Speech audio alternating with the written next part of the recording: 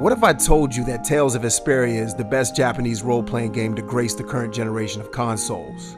My guess is many of you would immediately respond with the names of games you feel are better suited to wear that crown.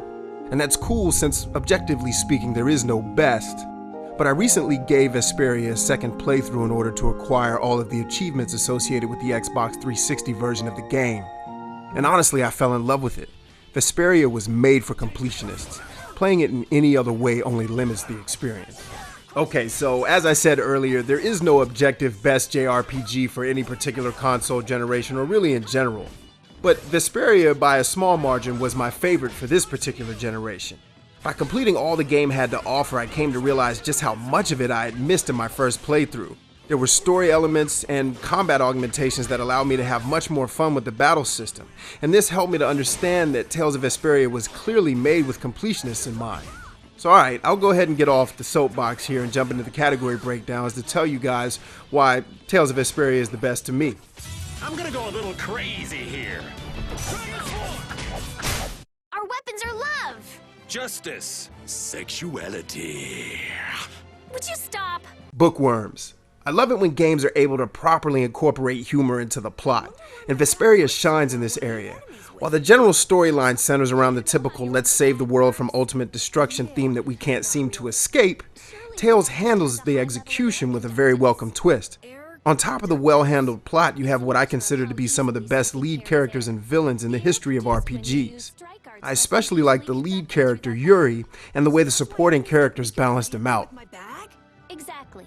It's the same as with my belt. Different people have different items that carry air for them more easily. Wow, interesting. Thanks, Rita. You sure don't know much about your own possessions. I guess I better take good care of my bag. Builders. I didn't truly appreciate the leveling and customization systems during my first run with Vesperia. But again, that was because I didn't actually level enough throughout the game to make the best parts available to me.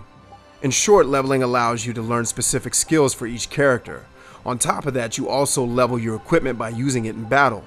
Doing so grants you the abilities embedded in the weapons using Blastia.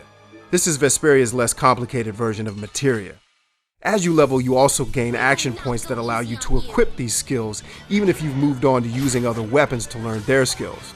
It's truly an excellent system. Explorers. Vesperia takes it way back to the old school with a huge world map, boats, and eventually the almighty airship. If you, like me, grew up during Final Fantasy's glory days, you will feel right at home with Tales of Vesperia. There's also so many areas to explore, so much loot to find, and so many great monsters scattered across the world just itching to fight to help you level and develop your characters. Strategery. Equipping the right mix of skills and mix and matching your teams in battle is where Vesperia really shines in the gameplay department. Once you've effectively leveled your party to compete with the monsters at your current story place mark, you can truly begin to shape what happens on the battlefield. If you play enough, you'll develop favorite parties and begin to enjoy just how deep the combat, customization, and strategy elements of this game really are. Action junkies.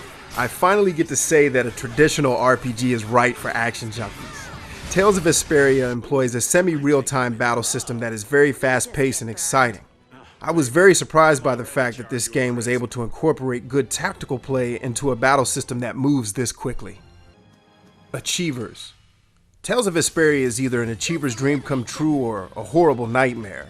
Completing all the quests, acquiring all the items, and conducting all the secret moves during boss fights is not for the faint of heart. If you're not the consummate obsessive achiever, 100%ing Vesperia can be a serious chore. However, fully completing the game grants you access to some of the best story elements.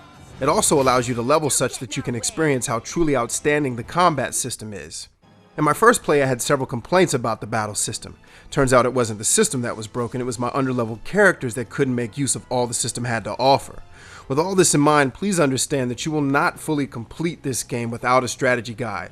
Head on over to alloy7.com and I've posted the one that I used. Audiophiles. There are no bad tracks in Tales of Vesperia's soundtrack. There are some that aren't phenomenal, however, everything is appropriately well made, and as with many RPGs, there are some tracks that really stand out as excellent. On top of the soundtrack, you've got some really outstanding voice work that makes each character unique and really come alive. VISUALIST. The anime-style visuals are something I wish more RPGs would use. Either way, the visuals in Tales of Vesperia are excellent in almost every way. It's a 4-year-old game that could easily stand up to games being pushed out in 2012. So if you're an RPG fan, I honestly believe that you're going to be satisfied by Tales of Vesperia no matter what category you fall into.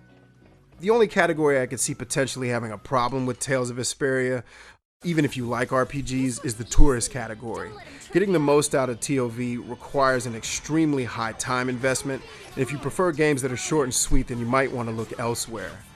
So to wrap things up, I'm extremely happy that I went back to play Tales of Vesperia for another go. I still contend that it's among the best this generation has to offer in terms of JRPGs. I've only played one other Tales game, but I can easily say Vesperia was the better experience. And judging from some of the complaints I've heard about other Tales games, it makes sense to me that I've heard so many people contend that Vesperia is the best in this series. Either way, if you're into JRPGs and somehow didn't play this game, I recommend you play it immediately. As always, if you have already played it, leave us some commentary about your experience.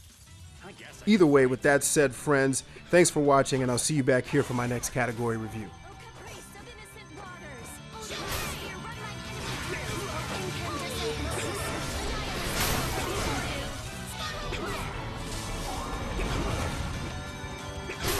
What? That's it?